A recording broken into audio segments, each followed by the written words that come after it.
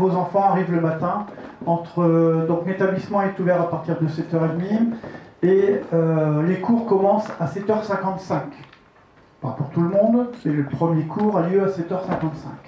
Donc vos enfants peuvent rentrer dans l'établissement à partir de 7h30, ils sont accueillis.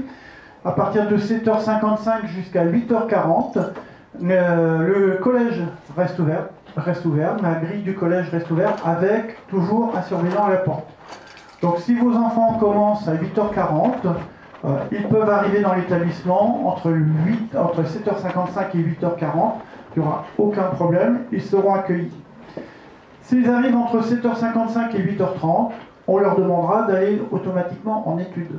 Il n'est pas question qu'un jeune qui arrive à 8h ou 8h05 prenne son cours jusqu'à 8h40. Donc ça, c'est... Alors très souvent, il faut le rappeler quand même, qu'ils nous disent « Ah ben non, mais j'avais oublié, oui c'est vrai, il faut aller en permanence ». Donc ils vont jusqu'à 8h30 en permanence. Au-delà de 8h30, effectivement, comme il reste 10 minutes, on ne va pas déranger une permanence pour 10 minutes. Donc entre 8h30 et 8h40, ils peuvent rester dans la cour.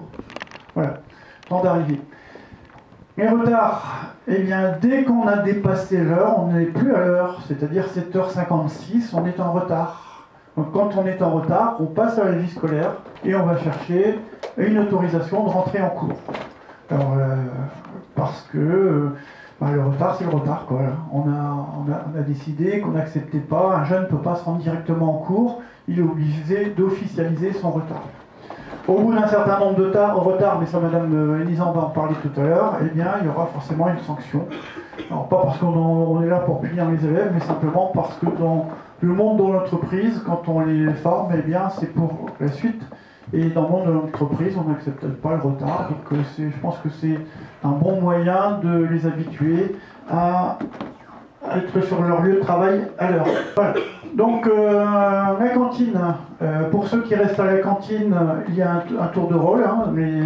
On passe d'abord les 6e, les 5e, les 4e, 3e, puis le lendemain on commence par les 5e, 4e, 3e pour que ce ne soit pas toujours les mêmes qui mangent à la cantine. Je vous rappelle que si votre enfant est demi-pensionnaire, il a une carte prépayée, et cette carte prépayée lui permet de payer ses repas en passant, il est badgé, et que le repas ne coûte pas le même prix pour tout le monde, puisqu'on peut prendre le plat principal, on coûte 3,54 €, je crois, et après on peut prendre une entrée, pas d'entrée, un dessert, pas de dessert, et on paye le repas en fonction de ce qu'on a pris, et non pas un prix global. Donc c'est intéressant pour ceux qui mangent peu ou qui ne sont pas intéressés par les entrées. Et deuxième chose, le gros avantage de ce système, c'est que le jour où votre enfant n'est pas là, et ben forcément, comme il n'a pas badgé, il ne paye pas. Ça n'est pas comme dans certains établissements où on paye un forfait, il faut être au moins 48 heures absent, il faut apporter certificats médicaux, etc. Ici, c'est pas le cas. On ne paye que lorsqu'on mange. Les études, alors le soir, jamais de sortie avant 16h, d'accord. Il peut y avoir exceptionnellement un gros voyage ou vraiment des équipes pédagogiques qui sont parties un peu partout où on ne peut vraiment pas faire autrement. Je crois que l'année dernière, c'est arrivé une fois ou deux fois. Il est possible qu'il y ait une sortie avant 15h, mais systématiquement, c'est jamais avant 16h. Donc vous êtes sûr de ne jamais trouver votre enfant chez vous avant 16h.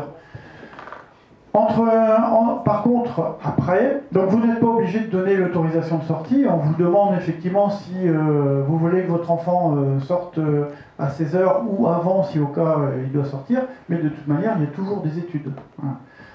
Après 16h, études possibles de 16h à 16h45 ou de 16h45 à 17h30.